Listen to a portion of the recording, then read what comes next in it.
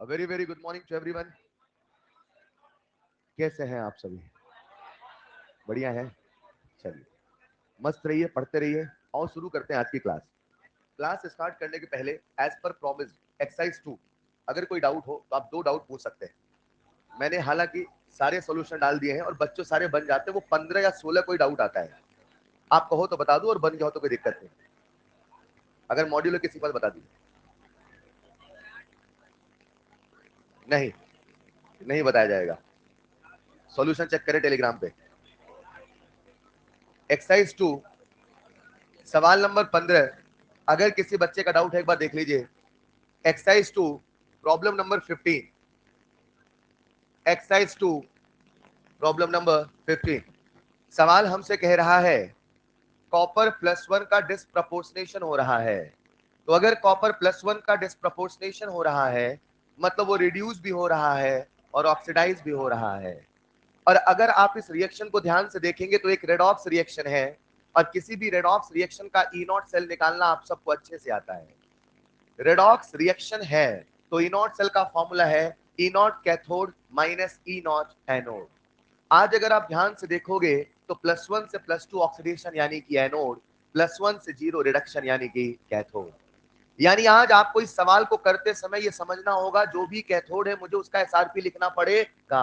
और कैथोड ये है तो इसका जो एसआरपी होगा वो कुछ ऐसा होगा E naught of copper +1 slash copper, हाँ या ना। ये किसका एसआरपी है? कैथोड का। माइनस जो भी एनोड है, एनोड कौन है? ये वाला। लेकिन इसका भी क्या लिखना है? एसआरपी। और एसआरपी होगा कॉपर +1 से +2 से +1। अगर +1 से +2 लिख दिया तो वो एसओपी माना जाएगा। अगर आप सवाल को ध्यान से पढ़े तो ऐसा लगता है कि प्रश्न में हमें कॉपर +2 से +1 की वैल्यू तो गिवन है लेकिन ये वाली वैल्यू गिवन नहीं है। ये वाली वैल्यू गिवन नहीं है, लेकिन जो वैल्यू गिवन है वो बड़ा इंटरेस्टिंग है। कॉपर +2 और कॉपर +1 की वैल्यू गिवन है, बोलो ना यार। और दूसरी वैल्यू जो गिवन है वो है कॉपर +2 से कॉपर। चलेगा बच्चों? इन दोनों का ईएमएफ हमें दे रखा है, इसे बोला है E1 नॉट और इसे बोला है E2 नॉट। अब एक बात बताओ, ये वैल्यू आपको दे रखी है, ये वैल्यू आपको दे रखी है, तो क्या आप ये वाली वैल्यू नहीं निकाल सकते? इस प्रश्न में आपको ई नॉट सेल बताना था लेकिन सबसे पहले इसका एसआरपी पता होना चाहिए। इसका एसआरपी हमें नहीं पता था तो इन दोनों हाफ सेल की मदद से सबसे पहले इसका एसआरपी निकालिए और जब इसका एसआरपी आ जाएगा फिर यहाँ वैल्यू पुट करिए और फिर इसे सॉल्व करिए। ये सवाल थोड़ा लेंदी था, थोड़ा इंटरेस्टिंग सवाल है। और ऐसे सवाल रिवीजन के लिए हमेशा रखिए क्योंकि एक एक सवाल में 2-3 कंसेप्ट एक साथ रिवाइज हो जाते हैं। ये सवाल जो हमसे पहली बार में नहीं बनते, यहाँ पे दुनिया भर के कंसेप्ट और आते हैं। एक सवाल ये, एक सवाल ये, सुनना ध्यान से। एक सवाल ऐसा बनता है, हाफ सेल देख के हाफ सेल देख के हाफ सेल पूछा, डेल्टा जी वाले कंसेप्ट से कर लोगे। एक और सवाल, इसका हाफ सेल गिवन है, इसका हाफ सेल गिवन है और आपसे इस रिएक्शन का पूछा है। अक्सर बच्चे इसमें कंफ्यूज होते हैं, उन्हें लगता है कि हाफ सेल देके हाफ सेल ही पूछ रहा है। मेरे बच्चे ध्यान से रिएक्शन एक बार पढ़ लिया करो, कहाँ हाफ सेल है कहाँ रेडॉक्स रिएक्शन है। वो जो डेल्टा जी का कंसेप्ट है वो केवल हाफ सेल में चलेगा। कभी कभी गलती से रिएक्शन में आ भी जाता है क्योंकि फैक्टर 1 होता है, लोग रूल बना लेते हैं, रॉन्ग। वो केवल हाफ सेल में चलेगा। अगर रेडॉक्स रिएक्शन है तो E naught cathode minus E naught anode ही चलेगा। Is this clear? और इस प्रकार से आप इसको सॉल्व करेंगे। इमेजिन करो इसका हाफ सेल का वैल्यू दिया होता और इसका हाफ सेल दिया होता, आपसे ई नॉट सेल पूछता, तो मात्र एक कंसेप्ट है E naught cathode minus E naught anode. 15 सवाल बेहतरीन सवालों में एक है। मैंने एक्सरसाइज 2 आप सबको कंपलसरी बोला था इलेक्ट्रोकेमिस्ट्री का, क्योंकि आप एक्सरसाइज 3 के सवाल करोगे ना तो आपको फील होगा सवालों के अच्छे लेवल आए हैं। इलेक्ट्रोकेमिस्ट्री में अच्छे सवाल फ्रेम किए गए हैं, इसलिए आप एक्सरसाइज 1-2 जरूर करिए बच्चों। एक्सरसाइज 1 करो, वैरायटी सारी कवर होती है, कॉन्फिडेंस होता है, लेकिन थोड़ा सा लेवल बढ़ाना पड़ेगा यहाँ पे। ठीक है। इसके बाद कुछ सवाल जो बच्चे मुझसे डाउट पूछते हैं वो है सवाल नंबर 16। और 16 सवाल डाउट पूछने का एक बड़ा सिंपल सा रीजन है, क्योंकि आप ऑक्सीडेशन नंबर शायद गलत निकालते हैं। वहां लिखा है OCl माइनस से Cl माइनस, ये एक हाफ सेल रिएक्शन है और इसका हमें ईएमएफ दे रखा है, शायद कुछ वैल्यू अगर गलत लिखो तो बता देना, 0.94 वोल्ट शायद, है ना। और दूसरा रिएक्शन दे रखा है Cl माइनस से हाफ Cl2, ठीक है बच्चों। और इसका ईएमएफ दे रखा है -1.36 वोल्ट, राइट। और उसने हमसे OCl माइनस से हाफ Cl2 इसका ईएमएफ पूछा है। और अगर आप समझदार हैं तो इतना तो समझ ही गए होंगे, ये भी एक हाफ सेल है, ये भी एक हाफ सेल है, ये भी एक हाफ सेल है, और दो हाफ सेल की मदद से किसी तीसरे हाफ सेल के बारे में पूछा है, यानी कंसेप्ट इस्तेमाल होगा डेल्टा जी का, हाँ या ना। लेकिन खेल यहां होता है इन्फैक्चर का, और मैंने पढ़ाते समय कहा भी था, अगर इस सवाल को मुझे कठिन बनाना है ना, तो कंसेप्ट कठिन नहीं होता, मात्र आप समय इन्फैक्टर कठिन निकलवाना शुरू कर दूंगा, बच्चा इन्फैक्टर गलत निकलवाएगा। और डिक्टो सेम ऐसा ही सवाल ईएलपी में भी है, I2 I minus I2 I3 minus, concept नहीं गलत होते, एन फैक्टर आप गलत निकालते हो। तो समझो ना बच्चों, आज यहाँ पे OCl माइनस है, और OCl माइनस में जो ऑक्सीजन है वो इलेक्ट्रोनेगेटिव एटम है कि नहीं है, और यहाँ पे Cl माइनस, मतलब आपको जो चेंज देखना है वो केवल क्लोरीन में देखना है। तो आपको सबसे पहले क्लोरीन का चार्ज निकालना पड़ेगा यार। आज ऑक्सीजन पे -2 है, इसका चार्ज x बराबर -1 करके सॉल्व नहीं कर लोगे। जब आप करते हो तो यकीन मानो Cl पे कितना चार्ज आता है, +1, और अगर Cl +1 से माइनस बन गया, अब रुको रुको रुको, आप इस रिएक्शन का फैक्टर निकाल रहे हो कि इसका निकाल रहे हो, इसका निकाल रहे हो, रिएक्शन का, ये समझना पड़ेगा। आप किसी स्पीसीज का फैक्टर नहीं निकाल रहे हो। आप जब डेल्टा जी लिखते हो तो डेल्टा जी इसका लिखा कि रिएक्शन का, रिएक्शन का, तो एन फैक्टर भी तो रिएक्शन का होगा ना। हाँ, किसका पूछा होता तो रूल लगाते, जिसका पूछा उसको देखो, उसका एक मोल देखो, और यही गलती आप I2 से I माइनस में भी करते हैं। एन फैक्टर निकालना इसका है कि इसका है कि रिएक्शन का, रिएक्शन का। इसके लिए पहले यहाँ पे हाफ से मल्टीप्लाई करो ऐसे I3 में, फिर एन फैक्टर निकालो। फिलहाल मैं सवाल पे आता हूं।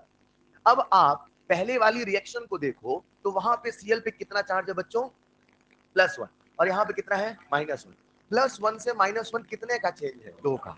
तो N1 की वैल्यू 2 है, बस यही बच्चा गलती करता है, अक्सर 1 लिख के वो सॉल्व करता है।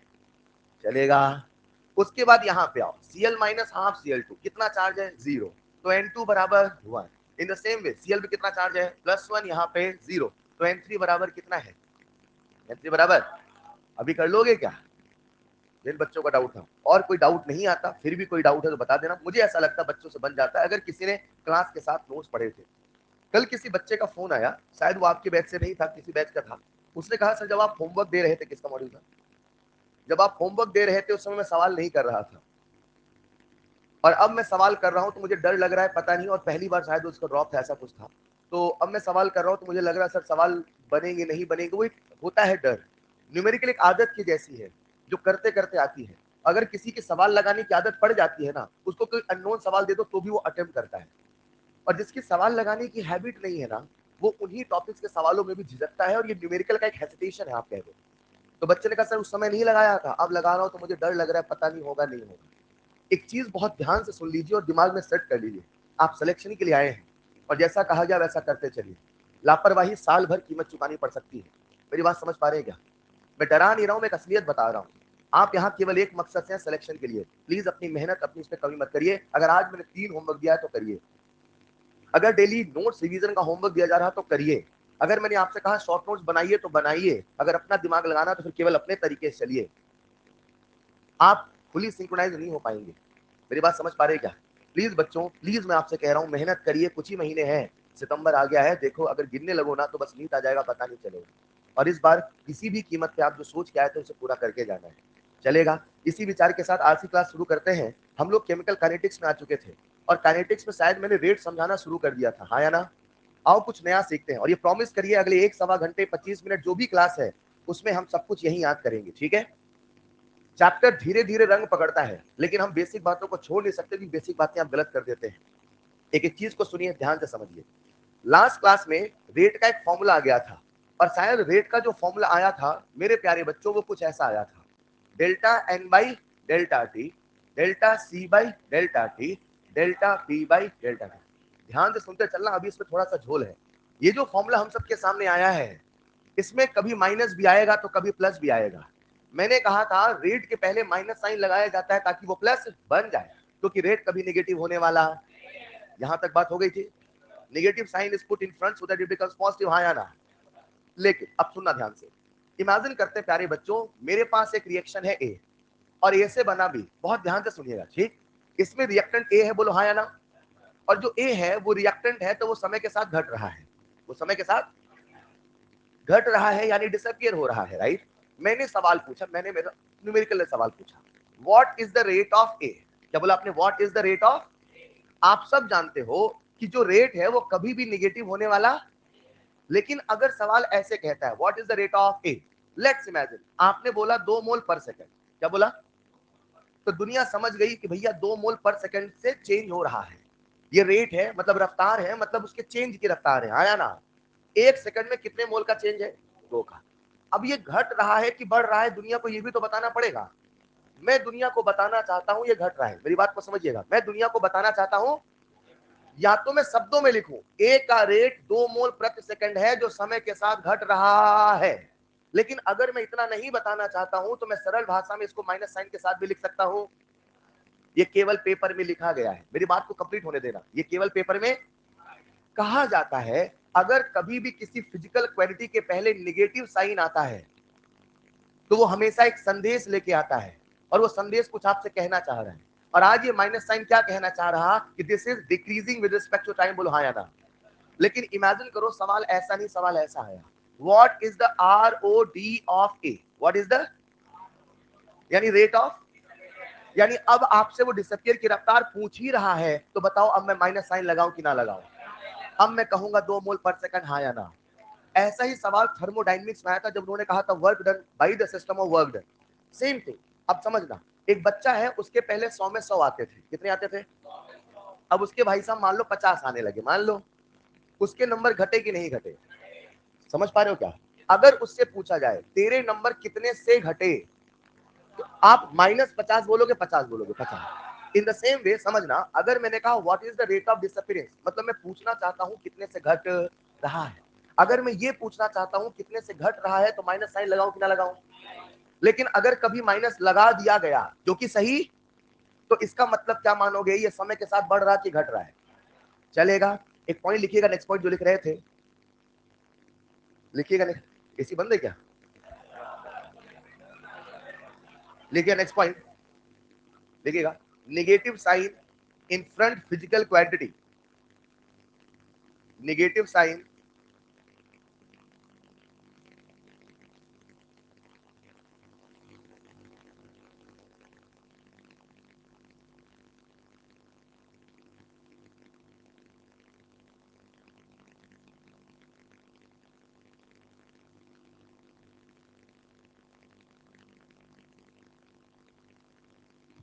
क्या लिख रहे थे? नेगेटिव साइन, नहीं एक और लिखो, negative sign before any physical quantity, negative sign before any physical quantity,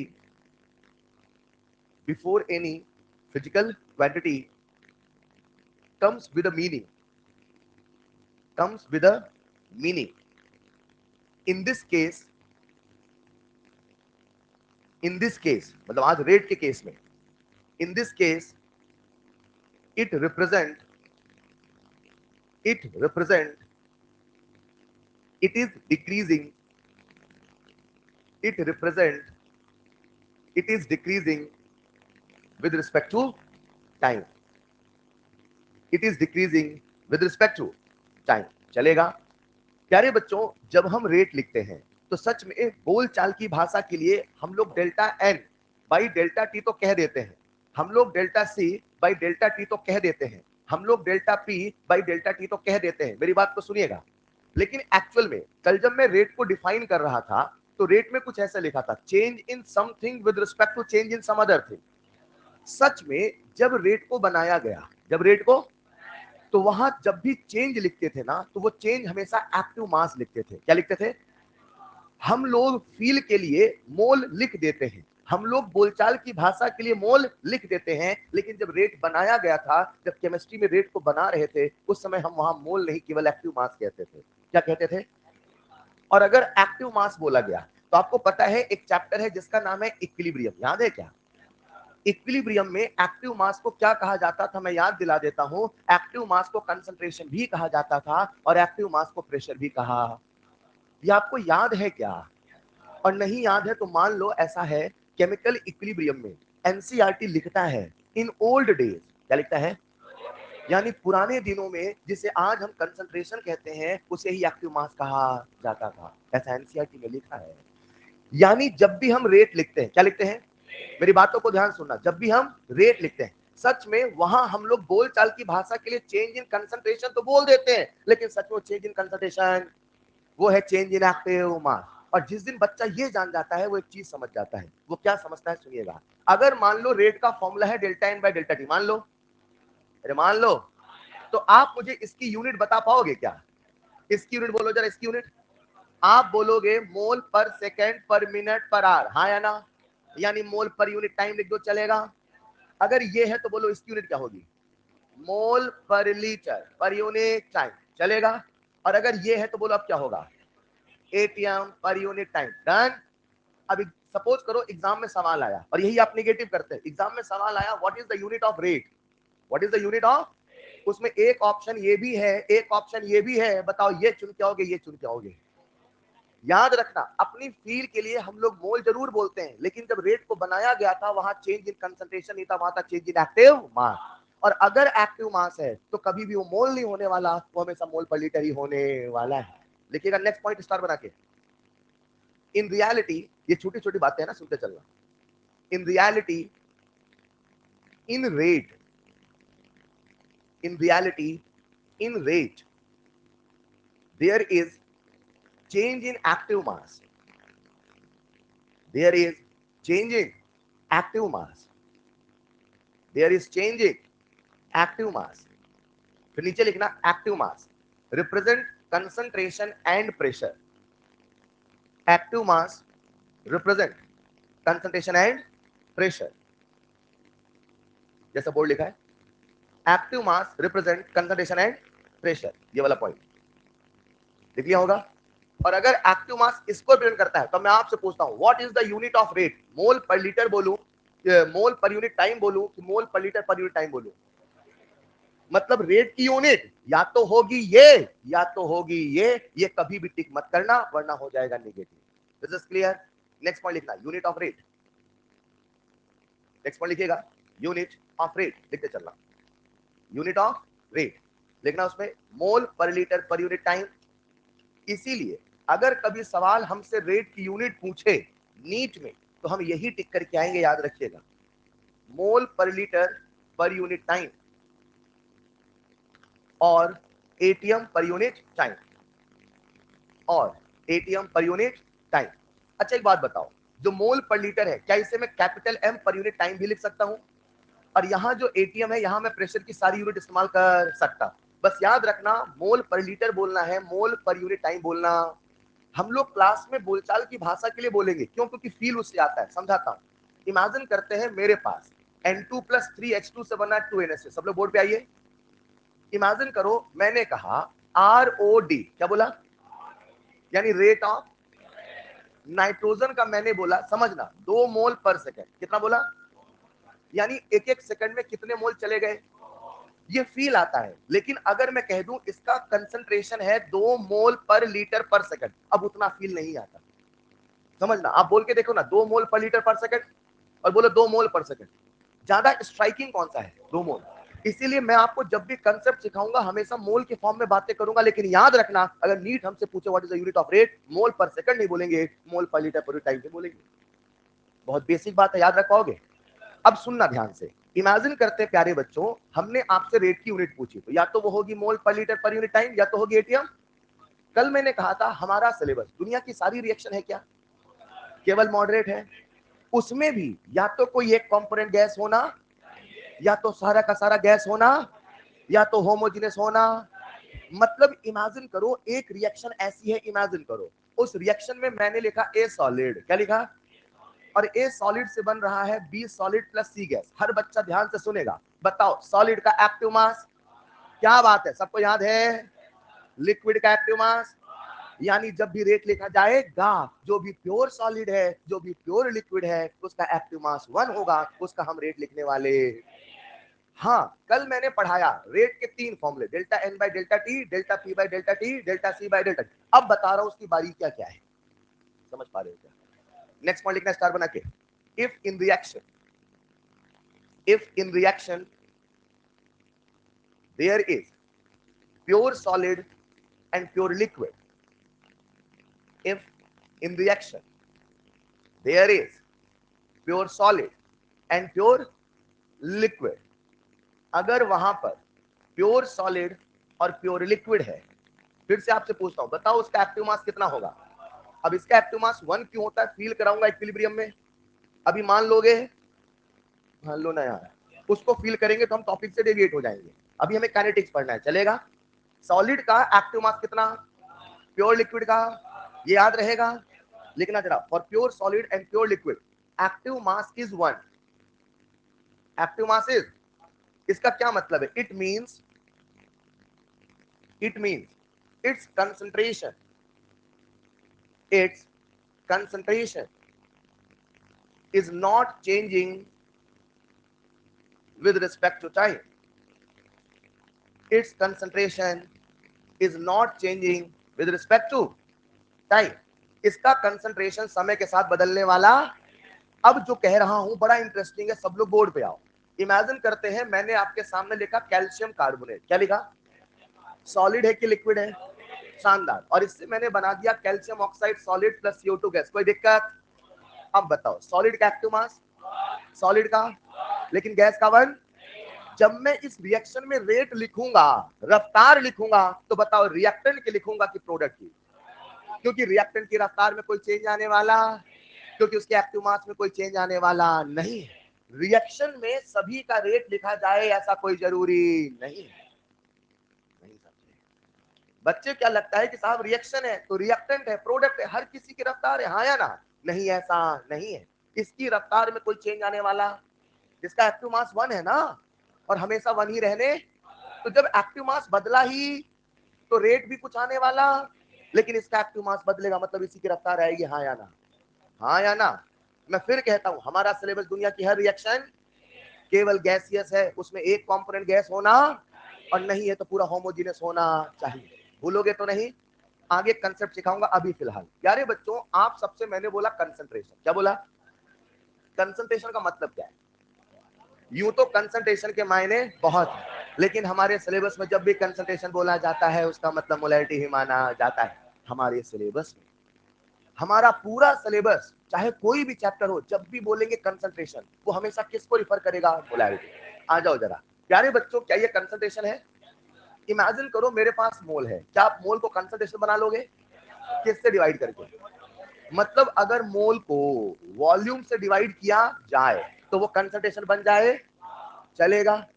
क्या आप लोग प्रेशर को भी कंसंट्रेशन बना सकते हो? समझाता हूं। इमेजिन करते हैं मेरे पास कोई गैस है, सोचो ना, और अगर वो गैस है तो क्या उसका बिहेवियर आइडियल होगा? ये मैंने क्या बोला? उसका बिहेवियर आइडियल होगा। ये सही है कि गलत है? आज यहाँ पे O2 गैस है कि नहीं है? उसका बिहेवियर क्या मानोगे? मानते हैं कि सच में होता है? होता है। हैं? ऐसा तो हमने कभी नहीं पढ़ा। जब आप बिहेवियर ऑफ गैस पढ़ोगे, क्या पढ़ोगे? वहां सिखाया जाता है, वहां पढ़ाया जाता है अंडर 1 एटमॉस्फेरिक कंडीशन।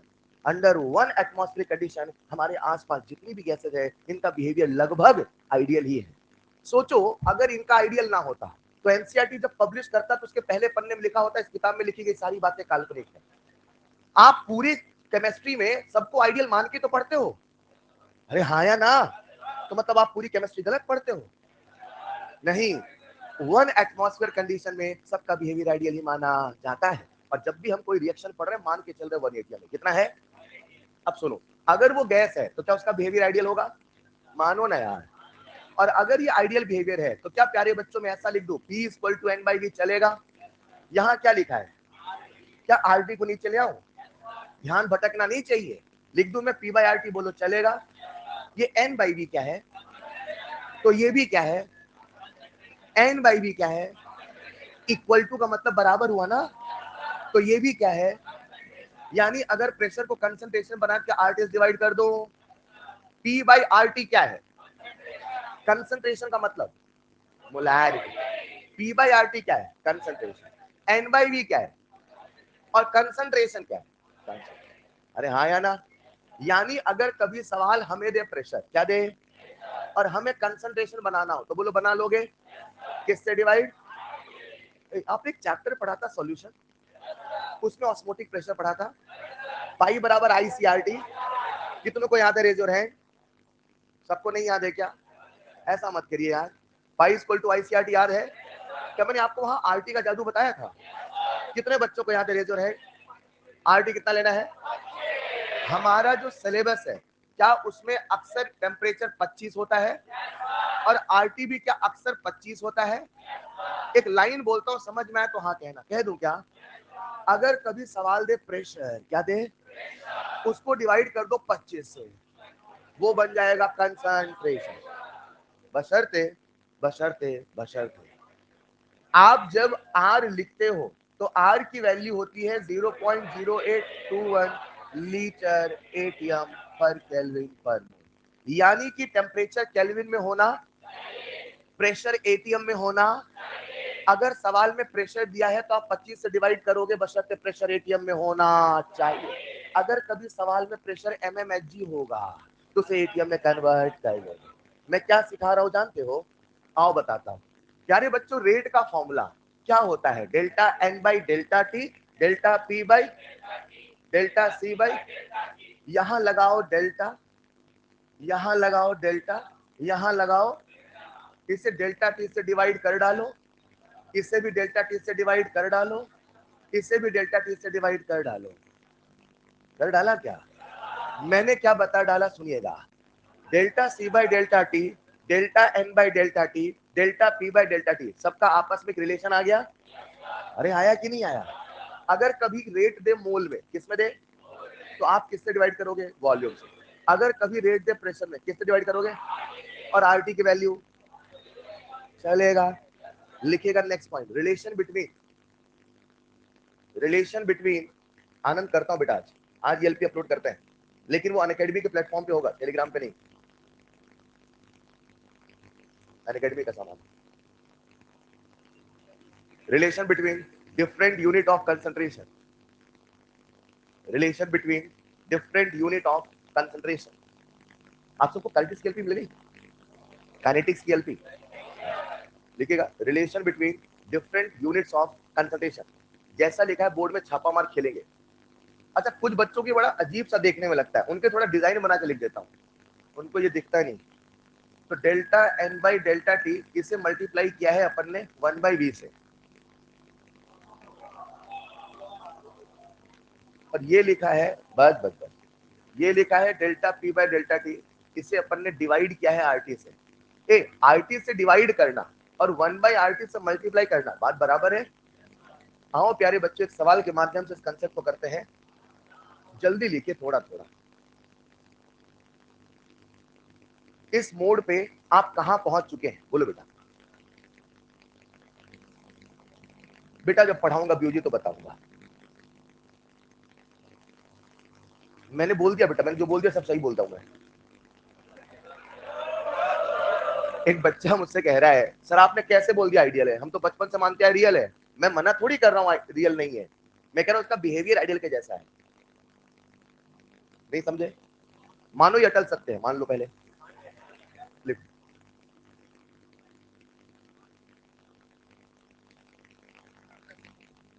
ऐसा क्यों होता है बताऊंगा समय आने पे, है ना। मैं बस ये कहना चाहता था, आप जब पूरी केमिस्ट्री पढ़ते हैं तो हमेशा रियल गैसेस में पी बराबर एनआरटी मान के सॉल्व करते हैं। मतलब आप पूरी केमिस्ट्री गलत पढ़ते हैं? पूरी केमिस्ट्री सही पढ़ते हैं। अगर पूरी केमिस्ट्री गलत होती तो एनसीईआरटी के पहले पेज में लिखा होता इस किताब में सारी बातें काल्पनिक है, ऐसा नहीं लिखा है, कुछ कंडीशन है। फिलहाल आप अभी काइनेटिक्स में लिख लिया होगा सबने, लिख लिया क्या? आओ सीखते हैं। क्या हर बच्चा रेट को समझ पाया? रेट की यूनिट समझ पाया? लेकिन रेट में केवल गैसियस ही लिखा जाएगा या एक्वस ही लिखा जाएगा? प्योर सॉलिड प्योर लिक्विड लिखने वाले, क्या रेट की 3 यूनिट रिलेशन आ गया? एक सवाल लिखिए, if rate of reactant, if rate of reactant in a reaction, if rate of reactant in a reaction is 380 mmHg per second, 380 mmHg per second at 25 degrees Celsius, at 25 degrees Celsius, then calculate rate in mole per liter per second under similar condition. Then calculate rate in mole per liter per second under similar condition. Under similar condition. बच्चों, सवाल I hope आप समझ पाए हैं। आपको rate दे रखा है, बशर्ते वो जो रेट है वो किस में दिया है, एमएमएचजी में। यहां पे आप सब इतना निगेटिव कराते हैं, आप इमेजिन नहीं कर सकते, और यहां निगेटिव नहीं कराते तो इसी कंसेप्ट पे आता है इक्विलिब्रियम केपी बराबर केसी, वहां भयंकर निगेटिव कराते हैं। याद रखना, जब भी आरटी आएगा साथ में प्रेशर हमेशा एटीएम में ही लिखा जाएगा। बहुत अच्छे सवाल जेई मेन में आए हैं, हाँ इक्विलिब्रियम में आए हैं, मगर कंसेप्ट यहीं से उठा है। तो अपने को याद रखना है, जब भी आर आएगा हमेशा प्रेशर एटीएम में ही आएगा। फिलहाल मुझे बताओ रेट किस में दिया है और मुझे कन्वर्ट किस में करना। सब लोग, मुझे पता आप कर लोगे, फिर भी सीख लो, मैं सिखा रहा हूं, घर में अपने ईएलपी में सॉल्व करना, क्लास में सीखेंगे। क्या उसने मुझसे मोल पर लीटर पूछा है? तो सर ने कहा था अगर प्रेशर को डिवाइड कर दो 25 से, किससे कर दो, तो वो मोल पर लीटर बन जाएगा, बशर्ते प्रेशर एटीएम में होना चाहिए। चाहे तो आप कहीं साइड में लिख दो, ये जो फॉर्मूला है इसमें प्रेशर एटीएम में होना चाहिए, ताकि जब भी नोट्स के पन्ने पलटे आपको नजर आ जाए, प्रेशर एटीएम में होना चाहिए, प्रेशर एटीएम में होना चाहिए।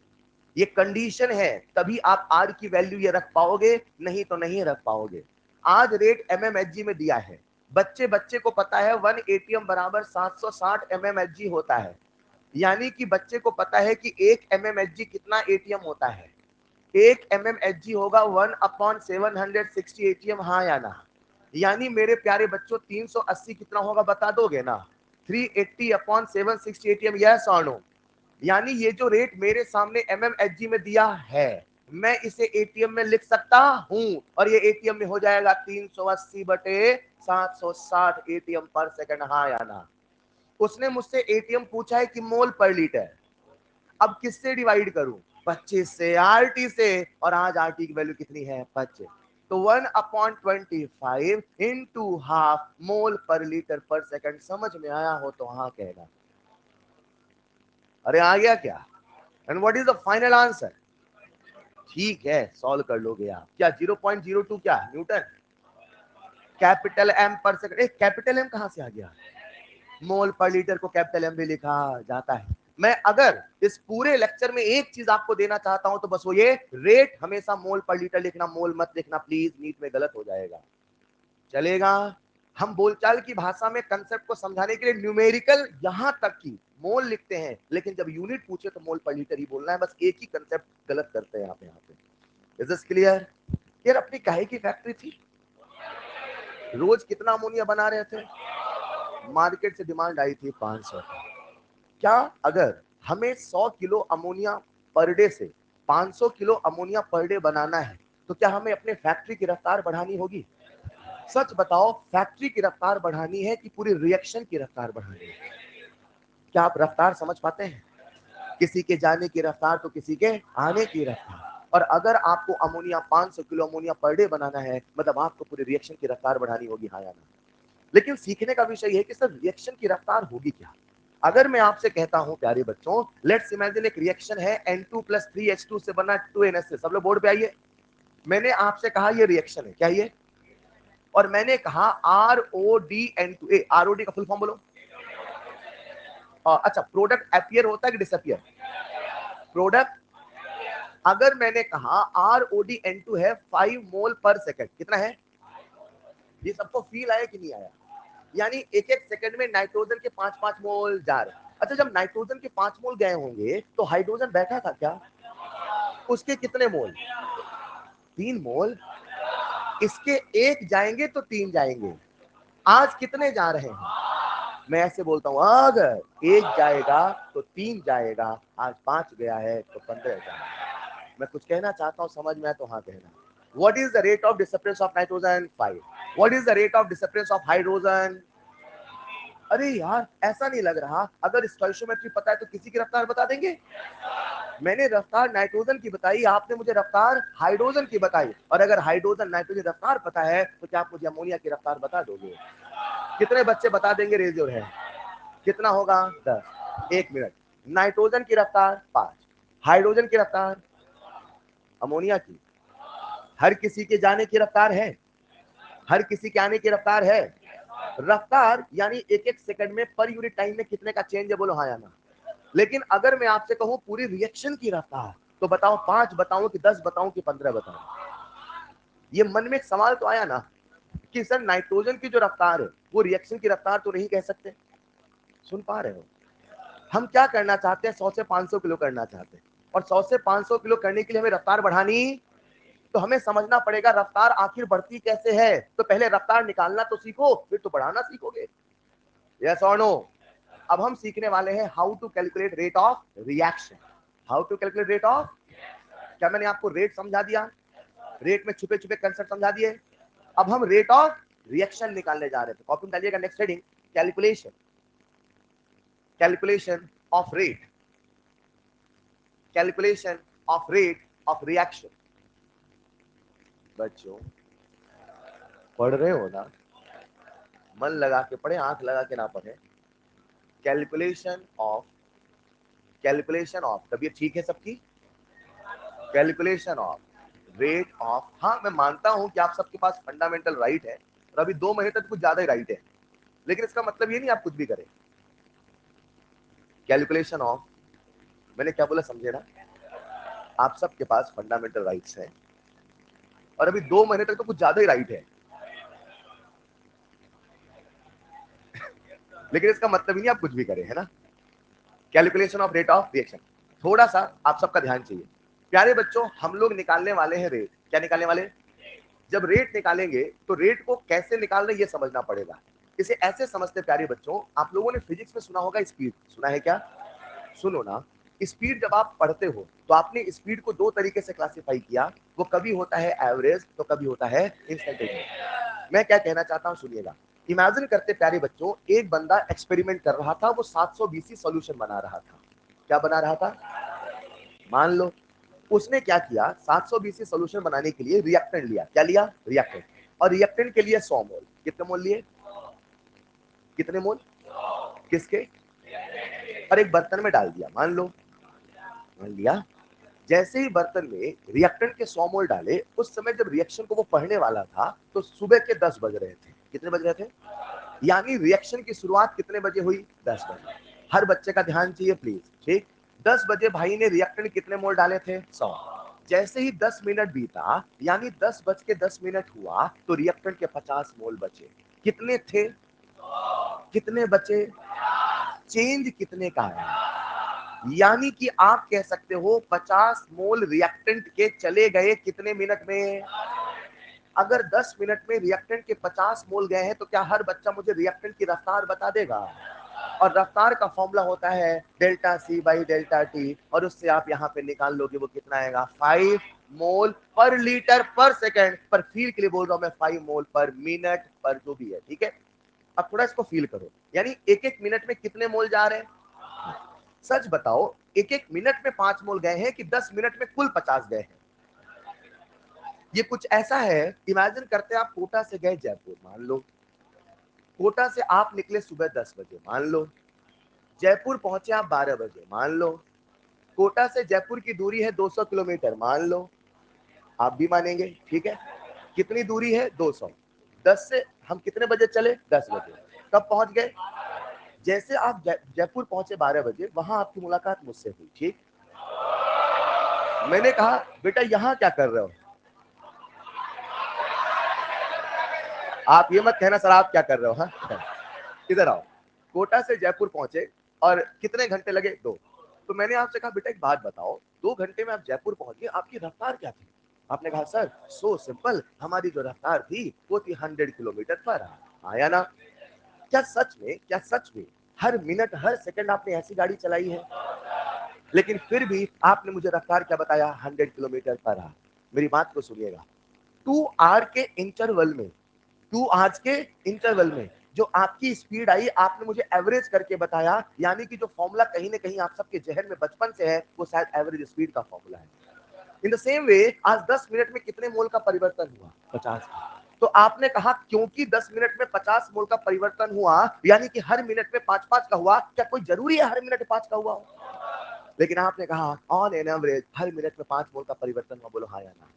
जब हम रफ्तार निकालते हैं, हम रफ्तार निकालने वाले हैं, हम अमोनिया की फैक्ट्री का प्रोडक्शन बढ़ाने वाले हैं, हमें समझना पड़ेगा रफ्तार निकालते कैसे हैं।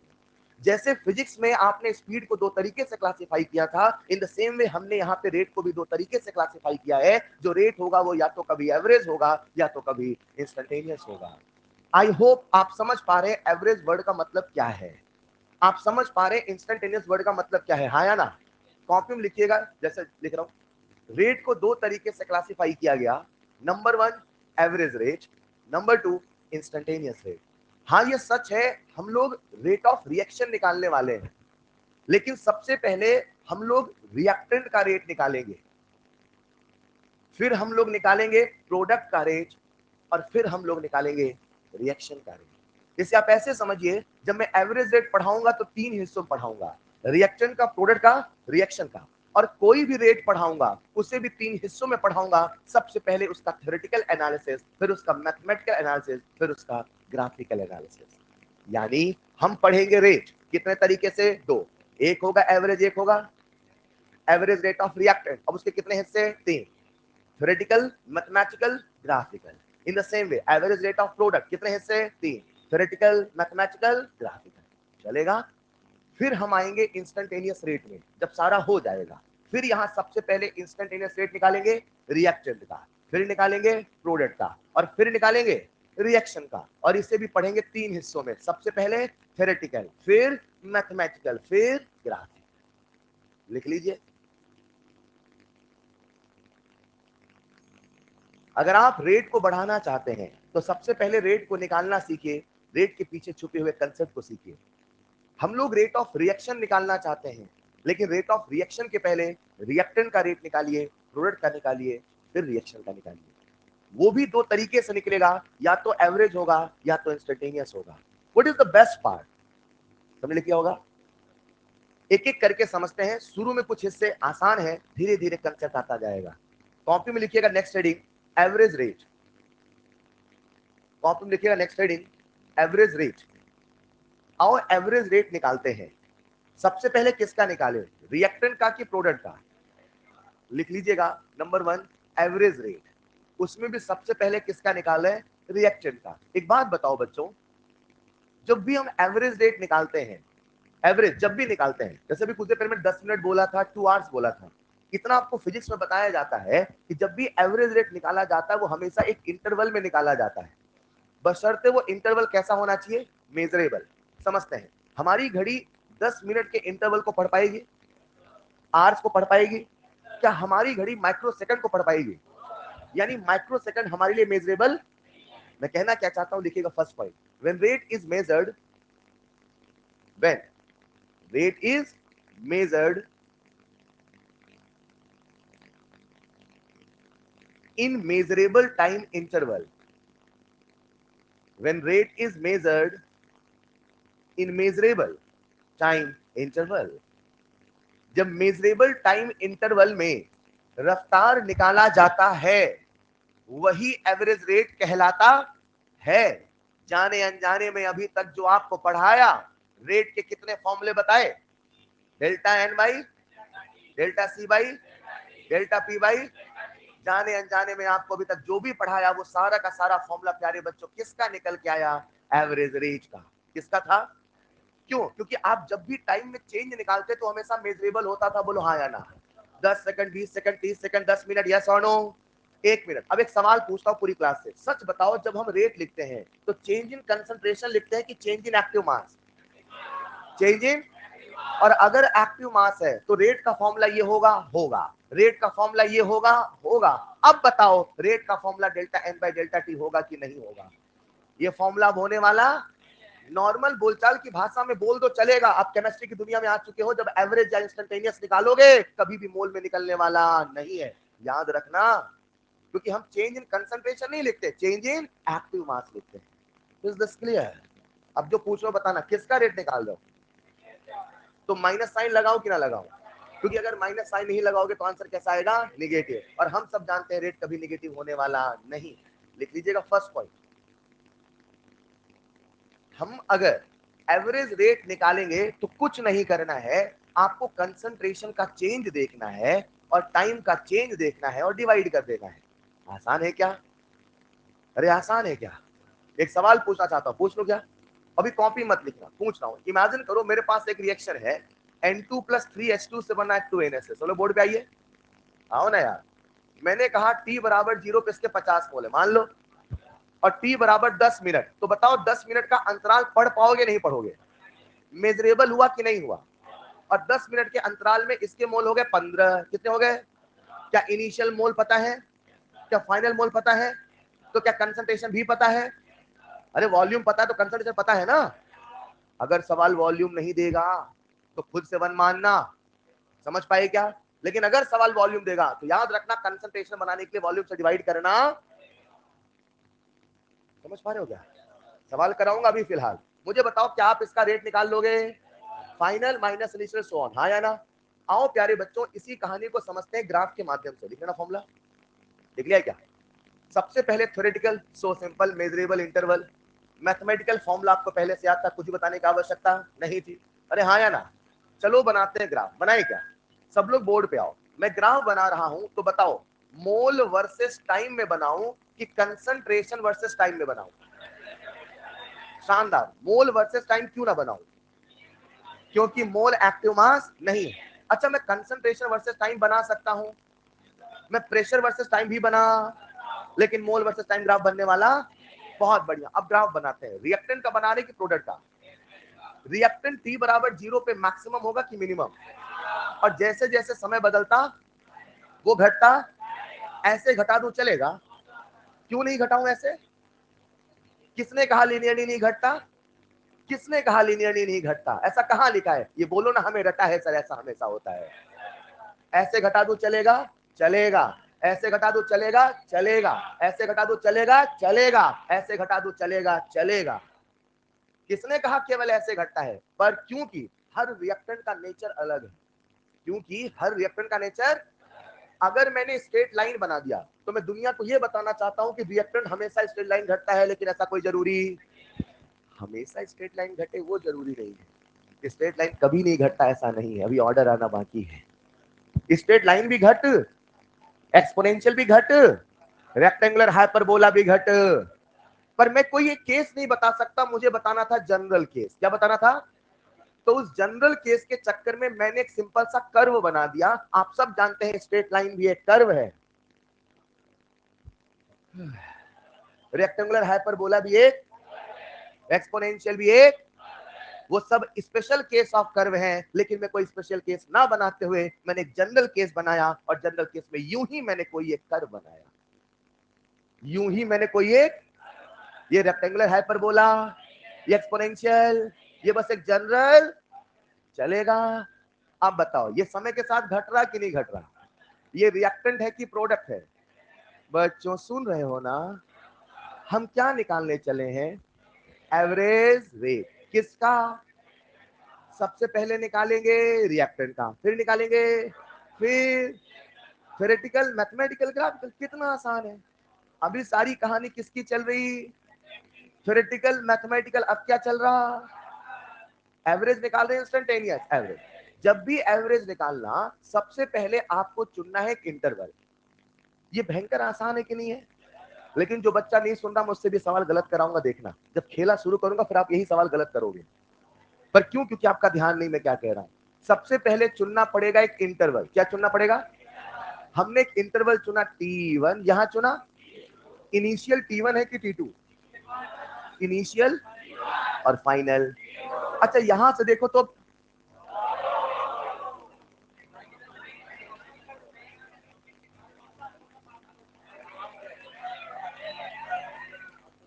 है, ऐसे कर दो।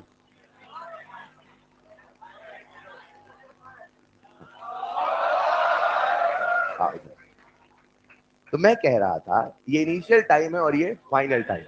अब अगर ग्राफ को मैं ऐसे देखूं तो क्या ये इनिशियल हो गया? है ना? ग्राफ को उल्टा करके देखूं तो क्या ये ऐसे देखा जाता है? समय समय के साथ हमेशा बढ़ता है, तो अगर आप समय को देख रहे हो, ये टेम्परेचर नहीं है कि बढ़ा दो घटा दो, ये समय है, जब मन हो तब बढ़ा दो, जब ऐसा नहीं चलेगा। समय समय के साथ बढ़ता ही है। तो ये है T1 टाइम और ये है T2 टाइम। तो ये है इनिशियल और ये है फाइनल। तो इनिशियल टाइम पे कंसंट्रेशन कितना होगा C1 और फाइनल टाइम पे C2। अच्छा बताओ C1 बड़ा कि C2? कैसे पता चला? अच्छा, उसकी वैल्यू ज्यादा है तो बड़ा ही है ना। अच्छा, अब मुझे बताओ, हम लोग रेट निकाल रहे हैं रिएक्टेंट का कि प्रोडक्ट का? तो आरओडी का फॉर्मूला सबको याद है, लिख लिया होगा सबने, minus delta C by delta T. Value put करोगे, सॉल्व करोगे, चलेगा। एक मिनट, ग्राफ ऐसा हमेशा बने कोई जरूरी, कुछ भी ग्राफ बना सकता है। एनसीईआरटी एग्जाम्पलार में सवाल भी है इसके ऊपर, वो क्या है बात करेंगे, फिलहाल लिखिएगा नेक्स्ट पॉइंट ग्राफिकल, जल्दी जल्दी।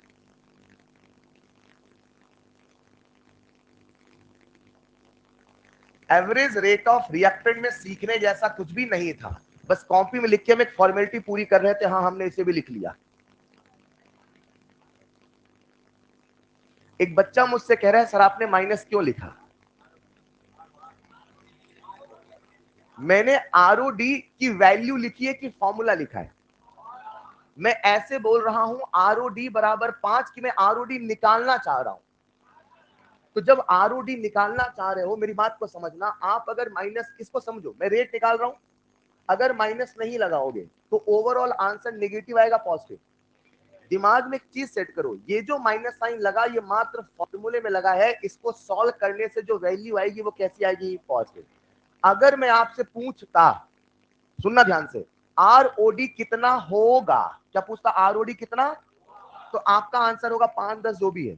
अगर मैं कहूंगा आरओडी कैसे निकालोगे, माइनस डेल्टा सी। क्लियर है अभी? लिख लो जरा। खैर, थ्योरेटिकल पार्ट हो गया, मैथमेटिकल पार्ट भी हो गया, ग्राफिकल भी हो गया। मैं तो आपके दिमाग में सीक्वेंस सेट करना चाहता हूं, ऐसा कुछ सीखने का इसमें नहीं है। हाँ या ना? 3 हिस्सों में पढ़ेंगे, थ्योरेटिकल, मैथमेटिकल, ग्राफिकल। चलो, रिएक्टेंट का रेट हो गया, अब कहां चले? बहुत अच्छे हैं आप सब, लिखिए एवरेज रेट ऑफ प्रोडक्ट। मुझे ऐसा क्यों लगता है ये तो आपको पहले से सब आता है। आओ फिर खटाखट लिख लेते हैं एवरेज रेट ऑफ प्रोडक्ट। सबसे पहले फॉर्मूला, प्रोडक्ट अपीयर होगा कि डिसअपियर? तो कभी इसे आरओए बोलते हैं तो कभी इसे आरओएफ बोलते हैं। और सिंपल सा फॉर्मूला है delta C by delta T, delta P by delta T. याद रखिएगा, अब delta N by delta T मत बोलना, क्योंकि जब भी हम रेट निकालते हैं हमेशा कंसंट्रेशन या प्रेशर में ही निकालेंगे। बोलचाल की भाषा में लिखने के लिए वो लिख देगा, न्यूमेरिकल में कराऊंगा तो मैं भी रेट मोल में बोलूंगा, लेकिन जब ऑप्शन टिक करना होगा तो आपको हमेशा मोल पर लीटर में ही टिक करना है प्लीज। इसे ऐसे समझ सकते हैं कि न्यूमेरिकल फ्रेमिंग के लिए मोल बोला जाता है, लेकिन बच्चे को पता होना चाहिए वॉल्यूम से डिवाइड करके मुझे उसे कंसंट्रेशन में कन्वर्ट करना है। चलेगा? लिख लीजिएगा। चलो, तो हमने रेट ऑफ अपीयरेंस और रेट ऑफ फॉर्मेशन का फॉर्मूला लिख लिया, नो प्रॉब्लम एट ऑल। बोलो हाँ या ना? थ्योरेटिकल कुछ था ही नहीं, मैथमेटिकल फॉर्मूला पहले से याद था, अब क्या बना ले? ग्राफ। एक सवाल पूरी क्लास से पूछता हूं, पूछ लूं? अब जो मैं ग्राफ बनाऊंगा, बोलो कैसा बनाऊं? पहला, कंसंट्रेशन वर्सेस टाइम में बना दो चलेगा, प्रेशर वर्सेस टाइम में बना दो चलेगा, लेकिन मोल वर्सेस टाइम में बनाना। अच्छा, एक बार सवाल मजे ले लिया, उसने क्या बोला? ग्राफ बनाया था मोल वर्सेस टाइम, क्या बनाया था? और उसने क्या किया, बगल में लिखा था वॉल्यूम है 5 लीटर, वॉल्यूम है। तो बच्चे को क्या करना था कि ग्राफ से वैल्यूज को पढ़ना था और बाद में उसे 5 से डिवाइड भी करना था, क्योंकि रेट हमेशा कंसंट्रेशन में ही होगा, याद करना। छोटी छोटी बातें शेयर कर रहा हूं, आई होप आप सब सुन रहे हैं। फिलहाल आज हम ग्राफ प्रोडक्ट का बना रहे हैं कि रिएक्टेंट का? बढ़ता हुआ कि गिरता हुआ? प्यारे बच्चों, बढ़ता हुआ ऐसे बना दो चलेगा, ऐसे बना दो चलेगा, ऐसे बना दो चलेगा, कुछ भी बना दो चलेगा।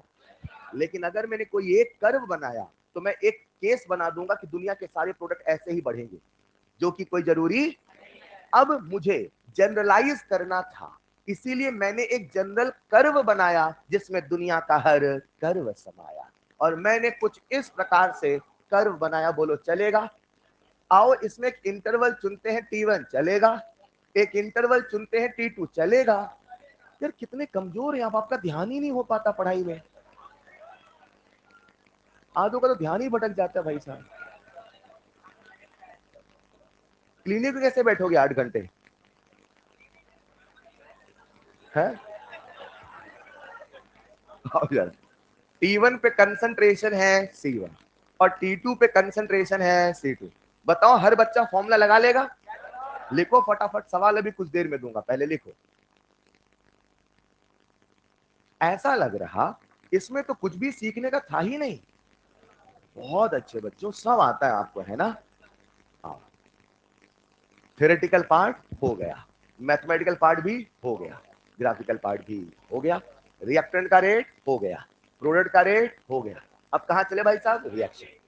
अब हम निकालने वाले हैं रिएक्शन का रेट, थोड़ा सा ध्यान दीजिएगा। लिख लिया होगा? कॉपी में लिखिएगा। नेक्स्ट पॉइंट, ROR लिखिएगा। Next point, ROR। ROR यानी रेट ऑफ रिएक्शन। आ जाओ जरा सब लोग बोर्ड पे। एक छोटा सा सवाल आप सबसे पूछता हूं, सब लोग बोर्ड पे आइए। आइए बच्चों, इमेजिन करते हैं मैंने आपके सामने वही केस लिखा, N2 प्लस 3H2 से बना, अभी रफ कर रहा हूं, कॉपी मत लिखना, ठीक? N2 प्लस 3H2 से बना 2NH3। बताओ ये जो रिएक्शन है वो बैलेंस है कि नहीं है? है। इमेजिन करते हैं मैंने नाइट्रोजन के जाने की रफ्तार बोली 5 मान लो, और हाइड्रोजन की रफ्तार कितनी हो जाएगी? 15, और अमोनिया की रफ्तार, ये सबको फील आ रहा है? अगर किसी एक की रफ्तार मिल जाए तो बाकी सबकी रफ्तार को बताया जा सकता है। सारा खेल स्टोइशियोमेट्री का है, ये हमें समझ में आना चाहिए। मैं तो बस आपके दिमाग में एक पजल डालना चाहता हूँ, एक सवाल डालना चाहता हूँ कि अगर रिएक्टेंट की रफ्तार पता है, प्रोडक्ट की रफ्तार पता है, तो रिएक्शन की रफ्तार किसे कहा जाए?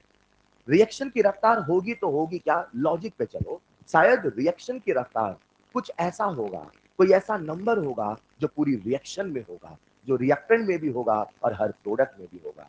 अरे हाँ या ना? अगर मैं रिएक्शन की रफ्तार को 15 कह देता तो शायद वो सही नहीं होता, क्योंकि 15 का चेंज तो नाइट्रोजन में है ही नहीं।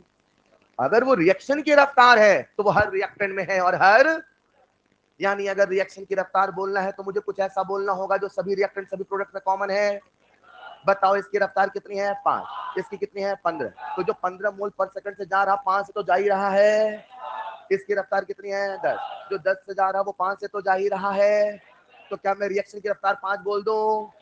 एक बच्चा कहता है सर जब आपको कॉमन देखना था ऐसे तो हमेशा 1 बोलो, दुनिया की सब रिएक्शन की रफ्तार 1 होगी, 1। ये तो वही वाली बात है, ये तो वही वाली बात है कि आपसे पूछा जाए बेटा दुनिया में हर बच्चे का नंबर अगर निकाला जाए तो भाई कुछ ना कुछ तो ऐसा कॉमन हमेशा होगा ही।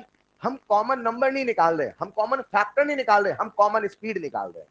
हम कॉमन, क्या मेरी बात समझ पा रहे हैं? कंसेप्ट दिमाग में लाओ, अगर कभी हमसे रेट ऑफ रिएक्शन पूछा जाएगा तो एक ऐसा नंबर बताया जाएगा जो सभी रिएक्टेंट सभी प्रोडक्ट में कॉमन आएगा। स्पीड कॉमन लाना है, हाँ या ना? अगर आप मेरी बात को समझ पाते तो एक छोटा सा एनालिसिस मैं आप सबके साथ कर रहा हूं। सब लोग बोर्ड में आओ, प्यारे बच्चों आ जाओ। मान लो मेरे पास एक रिएक्शन है 2A प्लस बी से बना 3C प्लस 4D। मान लो T बराबर 0 पे इसके मोल है 2 मानो, इसके मोल है 1 मानो। रिएक्शन को शुरू करो। ये रिएक्शन शुरू कैसे करते हो आप? अपने आप नहीं बेटा, प्रॉपर कंडीशन देना पड़ता है ना? टेम्परेचर दीजिए, प्रॉपर प्रेशर दीजिए, तब होता है। सुनिए डाला शुरू हो गया है। इमेजिन करते हैं, हाँ आ जाओ, इमेजिन करते हैं रिएक्शन शुरू हो गई, हो गई, अरे शुरू कर दो। अब रिएक्शन एक समय टी पे आई, कहां पे आई? ये एक समय है मान लो। अच्छा ये जो 0 से टी का इंटरवल है, आप इसे मेजर कर पाओगे नहीं कर पाओगे? कर पाओगे। अभी सारी बातें मेजरेबल चल रही हैं, हाँ या ना? अच्छा बताओ ये समय के साथ घटेगा कि बढ़ेगा? पहले कितना था? 2 में से कुछ चला जाएगा, 1 में से कुछ चला जाएगा, और कुछ बन के आएगा, कुछ बन के आएगा। कुछ बच्चों को लिखने में दिक्कत आती है, वो एक नियम बना ले। मैं आप सबसे पूछ रहा हूं, एक बात बताओ, इसकी स्टोइचियोमेट्री कितनी है? 2, और इसकी 1। यानी अगर इसका 1 मोल जाएगा तो क्या बोला मैंने? रिपीट करो। आधी जनता तो अगर बोलती ही नहीं है, उसे लगता है अगर किसी काम का नहीं है। अगर अगर 1 मोल जाएगा तो इसका 2 मोल जाएगा, अगर x जाएगा तो 2x जाएगा। यानी कोई रिएक्शन में रिएक्टेंट कितना जाता है, प्रोडक्ट कितना जाता है, इसका निर्णय करता है स्टोइचियोमेट्री। अब बच्चों को दिक्कत होती लिखने में, एक नियम बना लो, रिएक्टेंट में कर दो माइनस माइनस, प्रोडक्ट में कर दो प्लस प्लस, चलेगा? रिएक्टेंट में कर दिया, प्रोडक्ट में कर दिया, उसके बाद स्टोइशियोमेट्री चिपका दो, स्टोइशियोमेट्री चिपका दो, स्टोइशियोमेट्री चिपका दो। अगर आप समझ पाए तो एक छोटा सा केस और कर लेते हैं, वही अपनी फेवरेट रिएक्शन ए प्लस बी से बना सी प्लस डी। इमेजिन करते हैं t बराबर 0 पे इसके है 5 मोल, इसके है 10 मोल। मान लो कितने बच्चे इस रिएक्शन को t बराबर t पे लिख पाएंगे? लिख पाओगे? 5 minus x, 10 minus x, x x. ये इक्विलिब्रियम में भी काम आएगा। आसान है ना यार? कैसे लिखो बोलो? A B C D. कुछ ज्यादा ही आसान है क्या? मतलब मैं किसी भी रिएक्शन को ऐसे लिख पाऊंगा? बोलो हाँ या ना। अच्छा, t बराबर 0 पे कितने मोल थे? 2। इसके कितने? 1। इसके कितने? अच्छा मान लो सवाल मैंने दिया, उसमें c के पहले से 1 मोल थे, मान लो। तो अब यहाँ 3x लिखोगे कि 1 प्लस 3x? हर बच्चा सीख रहा है क्या? मुझे रिएक्टेंट ए की इनिशियल फाइनल कंसंट्रेशन मिल गई। ये कंसंट्रेशन है कि मोल है? मैंने मोल बोला है, आपने सुना नहीं? मैंने इसके 2 मोल है, इसके 1 मोल है। ये कंसंट्रेशन है कि मोल है? और अगर मुझे रेट लिखना तो मुझे कंसंट्रेशन चाहिए। अगर सवाल में वॉल्यूम दिया होगा तो मुझे वॉल्यूम से डिवाइड करना पड़ेगा, और न दिया होगा तो 1 मान लूंगा, चलेगा। अभी वॉल्यूम कितना है? 1। यानी जो मोल है वही कंसंट्रेशन होगा, लेकिन ऐसा हमेशा कोई जरूरी नहीं है। सवाल में ही आपसे गलत करवाएगा, संभल के चलना, चलेगा? आओ जरा, कितने बच्चे हर रिएक्टेंट का, हर प्रोडक्ट का रफ्तार निकाल लेंगे? निकाल लोगे क्या? अभी मैंने एवरेज रेट का फॉर्मूला बताया, बोलो ना यार। सबसे पहले लिखता हूं मैं RODA। क्या लिखा?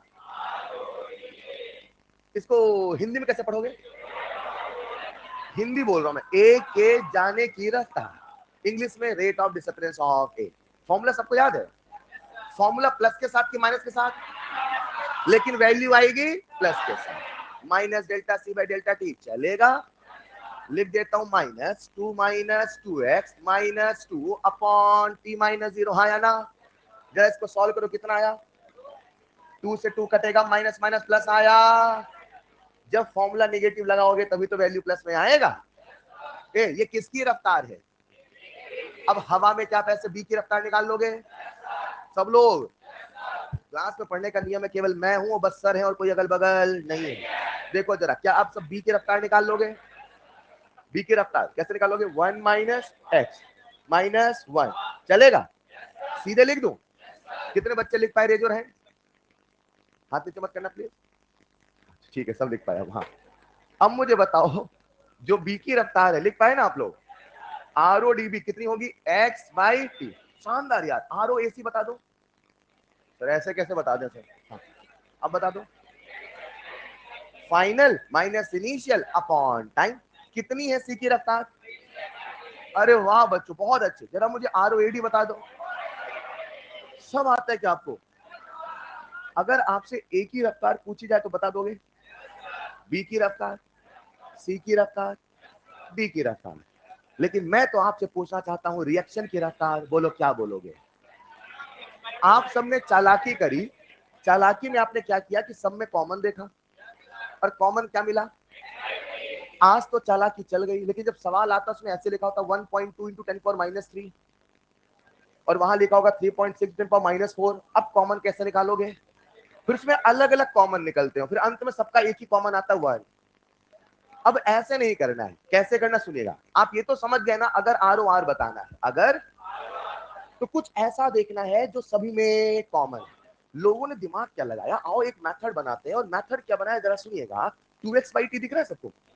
ये ए की रफ्तार है, बी की, और ए की स्टोइशियोमेट्री। इसको जरा 2 से डिवाइड करो, क्या बना? x by T. यानी किसी भी रिएक्टेंट की रफ्तार को, मेरे शब्दों सुनेगा, किसी भी रिएक्टेंट की रफ्तार जब उसी के स्टोइशियोमेट्री से डिवाइड किया जाता है, 1 से 3 से 4 से, 1 से 3 से 4 से, 1 से 3 से 4 से। अरे हाँ या ना? जब किसी भी रिएक्टेंट की या किसी भी प्रोडक्ट की, किसी भी रिएक्टेंट की किसी भी प्रोडक्ट रफ्तार को उसी के स्टोइशियोमेट्री से डिवाइड किया जाता है, अरे वही तो ROR बन जाता है। नहीं समझ में?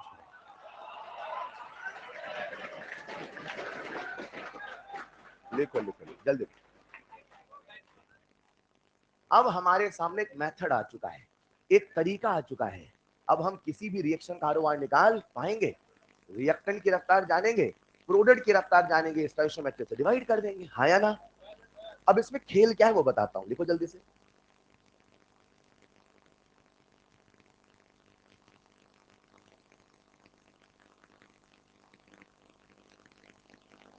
कुछ बच्चे तो एक्टिंग करते करते भी पढ़ ही लेते हैं। अच्छी बात है, कम से कम पढ़ तो लेते हैं। और कुछ बच्चे तो पढ़। हाँ अच्छी बात है ना, मतलब जो सामने बैठे हो तो वो एक्टिंग के चक्कर में पढ़ लेते हैं, मन तो थोड़ा बहुत बहकता है उनका, लेकिन इसी बहाने पढ़ तो लेते हैं। हाँ, लेकिन जो पीछे बैठे होते हैं भाई सब अलग ही दुनिया में जीते हैं। लिखिए जल्दी।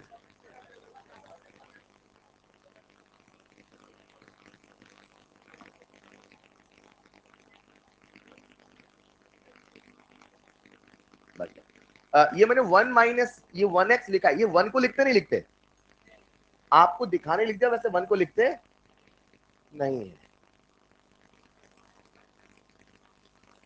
जल्दी जल्दी लिखिएगा बच्चे थोड़ा सा। तो आज हम सबके सामने एक आरओआर का कंसेप्ट आ चुका है, और आरओआर का कंसेप्ट बड़ा सिंपल है सर। आप हमें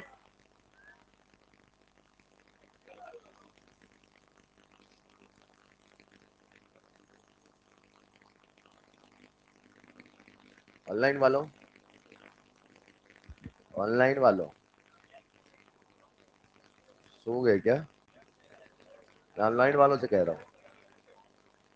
अच्छा जग रहे हो, ठीक है ठीक है, पढ़ते रहिए ना।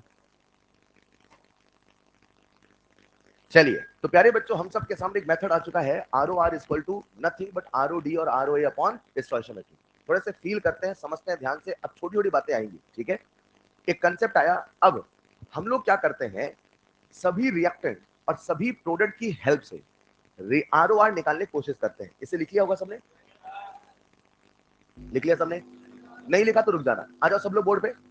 अभी कुछ देर पहले आप लोगों ने कॉपी में जो वैल्यू लिखी बस वो बताना। आप लोगों ने आर ओ डी ए लिखा कि नहीं लिखा? 2x/t। क्या आप लोगों ने आर ओ डी बी भी लिखा? शानदार। क्या आप लोगों ने आर ओ ए सी लिखा? क्या आप लोगों ने आर ओ ए डी लिखा? रुको, ये जो आपके सामने लिखा है ये रिएक्शन की रफ्तार है कि रिएक्टेंट या प्रोडक्ट की? और अभी सारी कहानी चल रही है एवरेज। क्या चल रही है? अभी इंस्टेंटेनियस रोल में नहीं आया। अब ये जो आपके सामने लिखा है, या तो ये रिएक्टेंट की रफ्तार है या तो ये, अगर मैं इसको इसी की स्टोइशियोमेट्री से डिवाइड कर देता हूं तो दुनिया वालों बताओ ये सब के सब क्या बन गए? रेट ऑफ रिएक्शन तो बन गए, रेट ऑफ रिएक्शन तो, लेकिन उससे बड़ी बात ये अब सब के सब इक्वल हो गए। X by T x by T x by T x by T, और यही जो एक्स बाई टी है यही कहलाएगा आर ओ आर। ये जो आपके सामने लिखा इसे हम कहते हैं एक्सप्रेशन। क्या कहते हैं? लिखिएगा जरा, expression of R O R. कहानी कुछ ऐसे चल रही थी, हमारे फैक्ट्री की प्रोडक्शन थी 100, अचानक से डिमांड आई 500। हमने कहा भाई साहब 100 से 500 करे तो करे कैसे? तो किसी ने कहा अगर 100 से 500 करना है तो पहले रफ्तार रिएक्शन की होती क्या है ये समझिए। आज हम सब ने रिएक्शन की रफ्तार निकालना सीख लिया। देखते हैं 100 से 500 का पर्पस पूरा हुआ कि नहीं हुआ।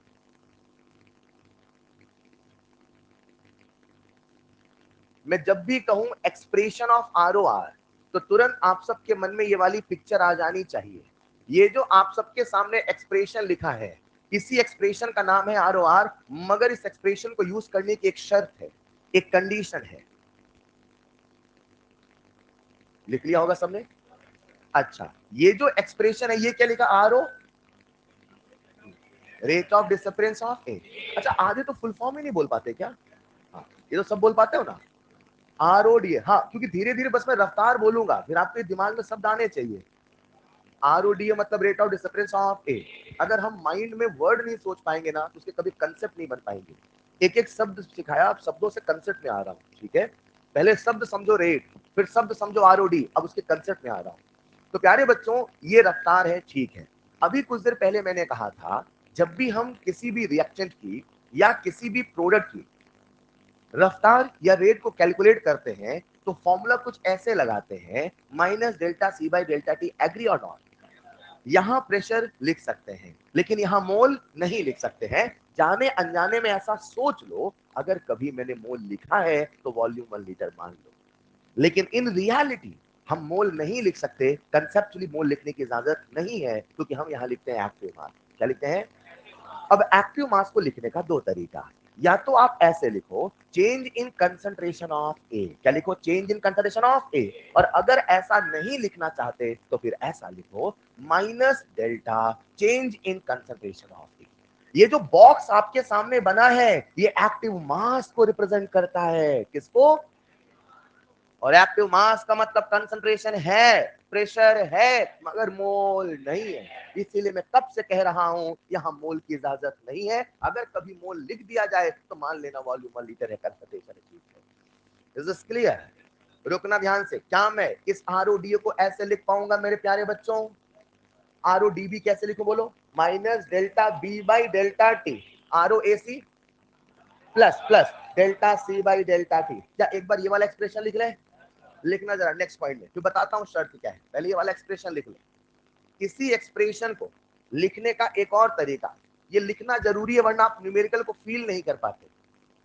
Are O R equal to minus delta A by delta T minus delta B by delta T plus delta C by delta T delta D by delta T.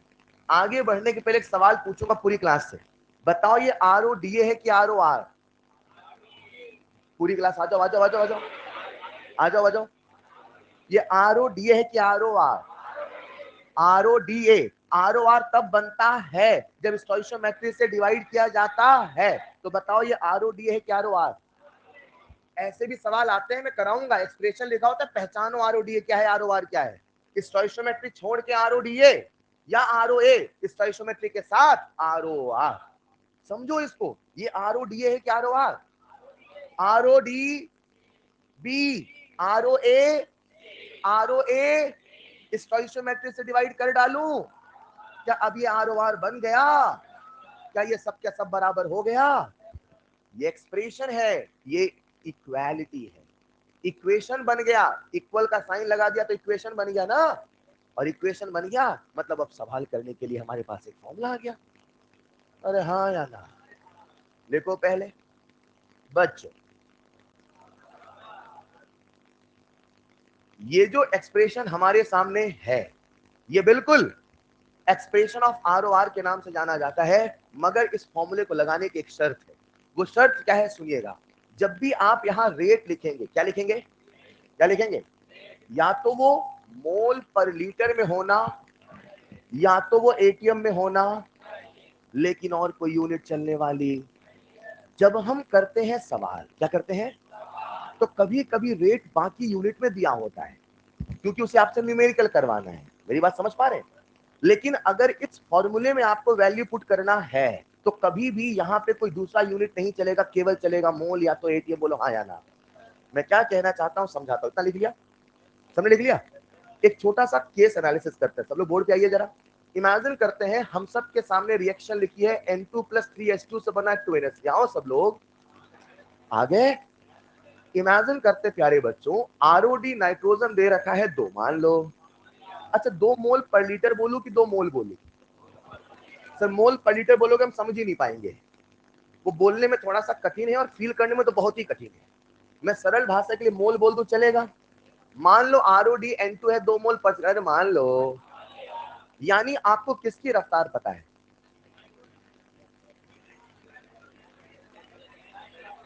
जाने की रफ्तार की आने की। और अगर नाइट्रोजन की रफ्तार पता है तो क्या मुझे हाइड्रोजन रफ्तार पता है? क्या मुझे अमोनिया रफ्तार पता है? इसकी स्टोइशियोमेट्री कितनी है? और अगर किसी की स्टोइशियोमेट्री 1 है तो वही आरओडी है, वही आरओए है, वही आरओआर है। हाँ या ना? लिखना पहला सितारा। अरे लिखो, if stoichiometry is equal to 1, लिखते चलना। If stoichiometry is equal to, then ROD बराबर आरओए बराबर ROR. If stoichiometry is equal to 1, हाँ पूरा स्टोइशियोमेट्री लिखने की आवश्यकता नहीं, बस स्टोई लिख दो, हो गया, समझ जाएंगे।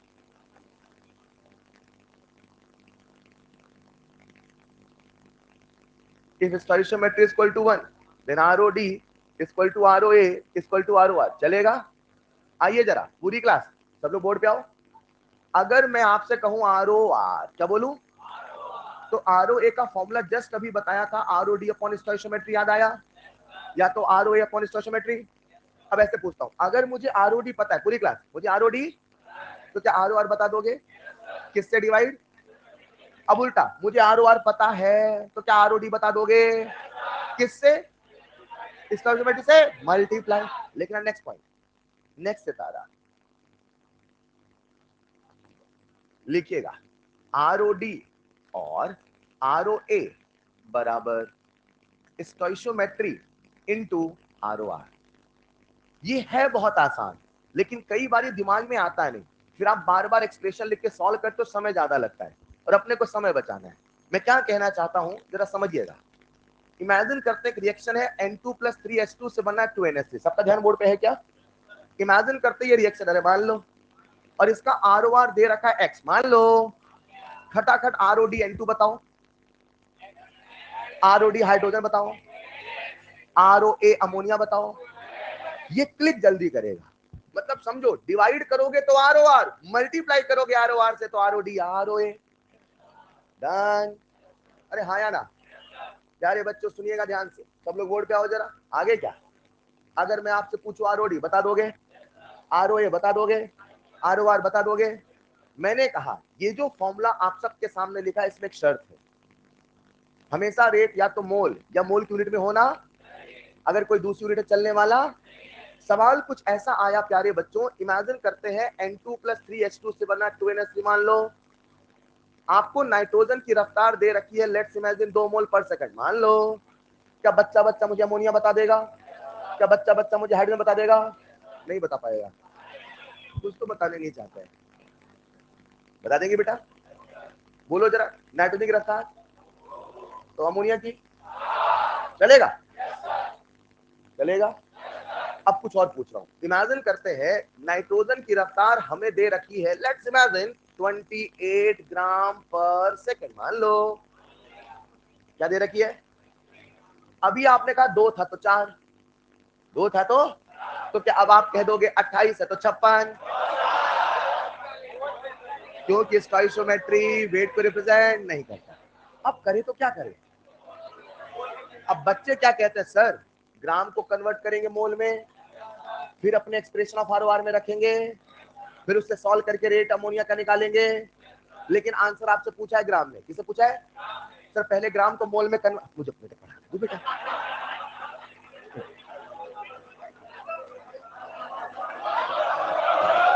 हमारी भी दुकानदारी चलने तो यार ऐसे। हाँ, ये 28 है क्या? ये सुना करो, है ना, बी ए गुड लिसनर।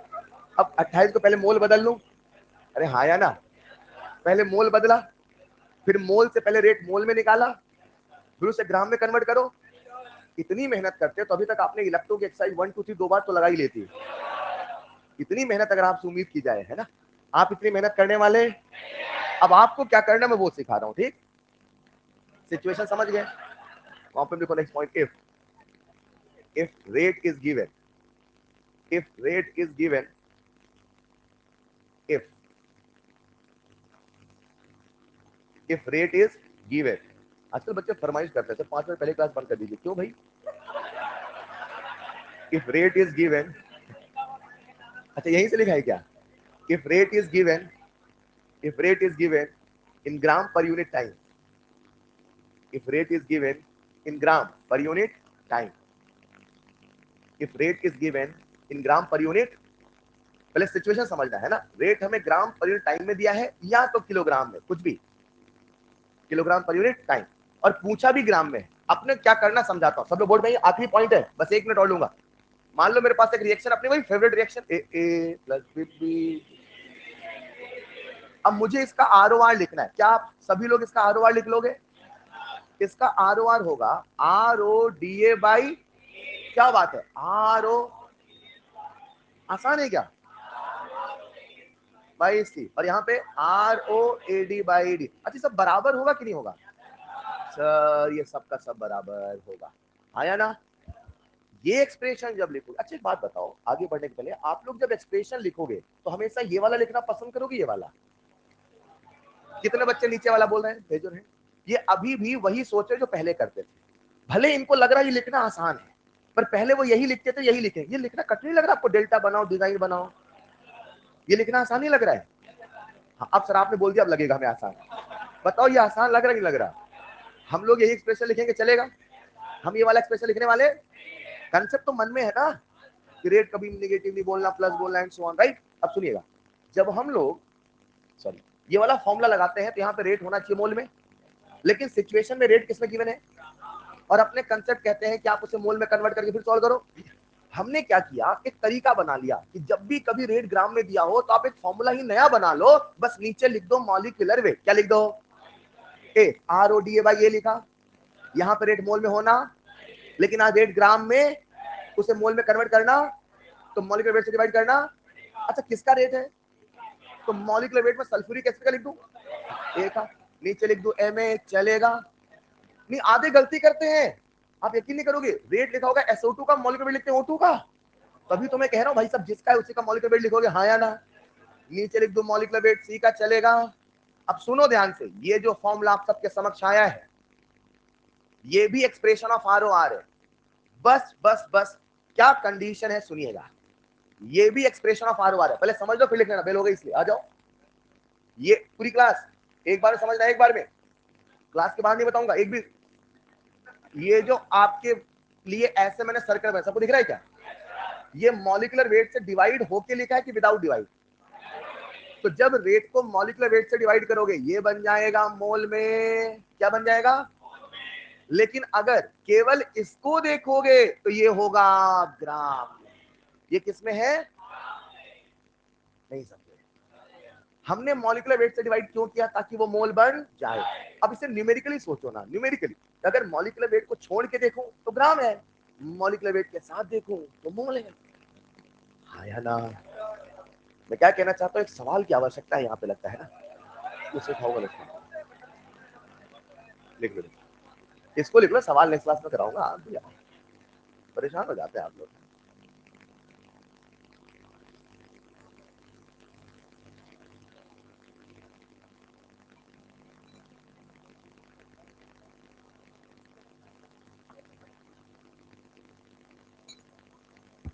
कल एक्सरसाइज 3 खत्म करें। एक्सरसाइज 2 जैसा आपने किया ना, एक्सरसाइज 3 भी कल पूछ लेना। जैसे आज आपने एक्सरसाइज 2 का डिस्कशन किया ना, 2 सवाल, वैसे कल एक्सरसाइज 3 भी। नहीं समझ पाए? सच बताओ कितने बच्चों एक्सरसाइज से सॉल्व किया इलेक्ट्रो का? अब क्योंकि इसलिए मैं करा रहा हूं, अब पहले 3-4 दिन होमवर्क नहीं दिया, लेकिन अब मुझे कैनेटिक्स को होमवर्क देने हैं, तो इलेक्ट्रो को फिनिश करना है, तो ही कैनेटिक्स होमवर्क दे पाऊंगा। समझ पा रहे क्या? तो एक्सरसाइज 3 कल डन। इलेक्ट्रो केमिस्ट्री एक्सरसाइज 3 कल का टारगेट है, और आज जितना पढ़ा है वो रिवाइज करके आओगे। That's all for today. मिलते हैं क्लास में। Thank you so much. बंद कर दूं इसे? लिखो लिखो लिखो जल्दी। हाँ, क्लास खत्म हो चुकी है। Thank you so much.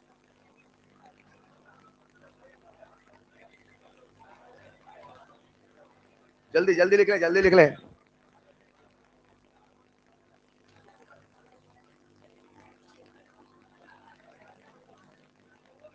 अभी बंद कर दूं?